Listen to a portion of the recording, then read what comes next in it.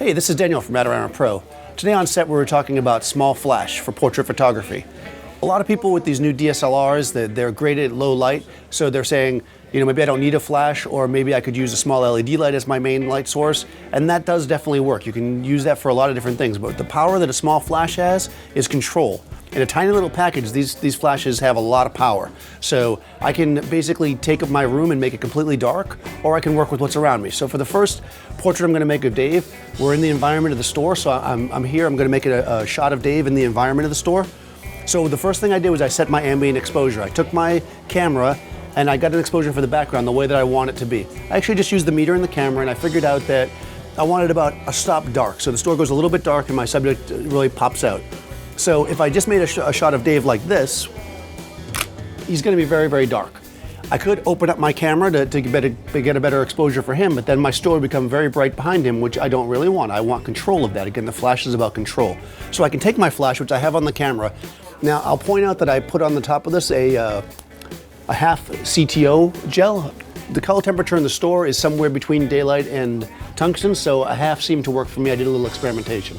So if I take my flash directly on the camera, I'm gonna keep all my settings the same, and I'm gonna make a portrait of Dave like this. Okay, so we can see that a direct flash is not the most flattering way to shoot somebody. It's very harsh, it's fine, I guess, for news if you really have to get the shot, but it's really not that great. So what do? I'm by myself here. I don't have the time or equipment to set up anything, but what I can do is I can take my flash.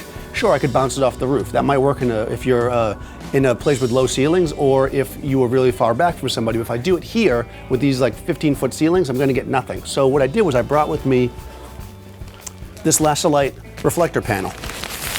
So I can take my reflector, and in effect, I'm gonna take my flash, I'm gonna tilt the head this way, I'm gonna take my reflector, put it out where I want my source to be, and we're gonna make a photo of Dave. So we can see that's much nicer. It's basically kind of like using a softbox. I can control the angle of it. I can put it up more if I want like a little bit of a higher source. And I can really sculpt the light however I want it. This is a great option if you have to work quickly and everybody's got a reflector they can carry around with them. Makes it super simple. But what I really want to show you is how powerful this flash can be. Here I am in this store, and if I want to eliminate all the light in the store and create a shot that would have been made in the studio, the first thing I'm going to do in this situation is I'm going to turn off my flash. I don't care about the flash exposure right now. I'm going to set my camera to get the store dark. So I'm going to go, the maximum sync speed of this camera is 250th of a second, so I'm going to go 250 f11 100 ISO. That's going to get the store completely dark. Depending on your environment, you'll set it wherever you want it to be. Now again, I could take my flash and point it right at Dave, but that's going to create an ugly picture, and also some of it's going to go past him and you're going to see the store lit up. What I'm going to do instead is use CLS, Nikon's remote system. I'm going to turn this flash, instead of a flash, into a master. So you can see on the back of the flash here, I've got a few different settings. If I go all the way up to master, this now gives me control of multiple flash systems. The M on top is the flash that's on my camera. That 3 dashes means that it's gonna only operate as a master and not affect the exposure. Then I have A, B, and C channel. I'm actually gonna use 2 off-camera flashes. So I'm gonna go to channel A, and I'm gonna turn that one, hitting mode, I'm gonna turn that into a TTL flash.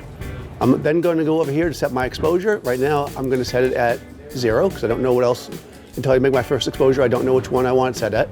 My flash B, which is going to be my hair light, I'm going to hit mode again to TTL again, leave it at 0. And I don't really have a third flash, but just to keep things neat, I'm going to go over here and just turn the third flash off. So right now, what I've got set is 2 flashes, both operating in TTL, both remote.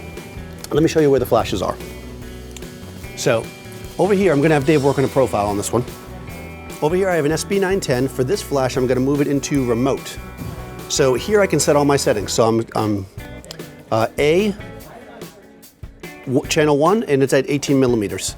So this is perfect. I'm going to use this with a Rogue 3-in-1 grid, and I have it set at the maximum tightness for the grid. So I'm going to bring this up, and I'm going to basically point it right at Dave's face. Now, with the grid, because it keeps the light really tight, I don't exactly know where it's going to fall. So one trick to that is just to fire the flash a couple times, and I can see where it's falling on his face. When I get it where I want it, I'm going to leave that one there. Again, it's set in TTL right now. On this phone right here, I have an SB800. So the SB800 is the previous generation of Nikon flash. It still works with the CLS system, totally fine. And what I have on it is kind of a unique little thing here. Here in the store we have one of these MakerBot 3D printers, and we actually made a grid in purple for the SB800. So we're gonna put this on. This is about roughly a 5-degree grid. So I'm gonna take this one, this is gonna be his backlight. So I'm gonna take this guy, using the same process. I have this in remote setting. I'm gonna put it towards the back of him. And again, I'm gonna test fire the flash, figure out where I want it, and I'm good.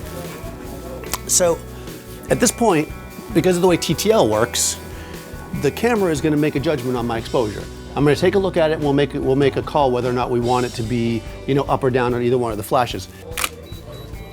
Okay, so the one other thing that I think is cool, since I have the gel here, is maybe I want to warm up my background light or my foreground light, but I think in this case background.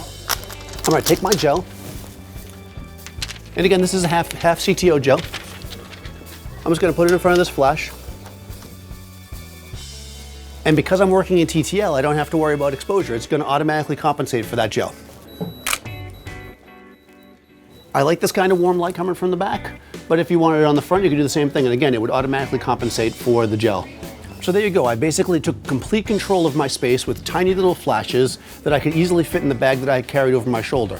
This entire kit that I have here, including the camera, the lenses, not the stands or the tripod obviously, fit in this little donkey bag. You could bring it on location wherever you go, and you could completely take control of your situation. If you're in the New York City area, be sure to stop by the store. We have events every Thursday. They're always free. Be sure to subscribe to Adorama TV, and I'll see you next time on set.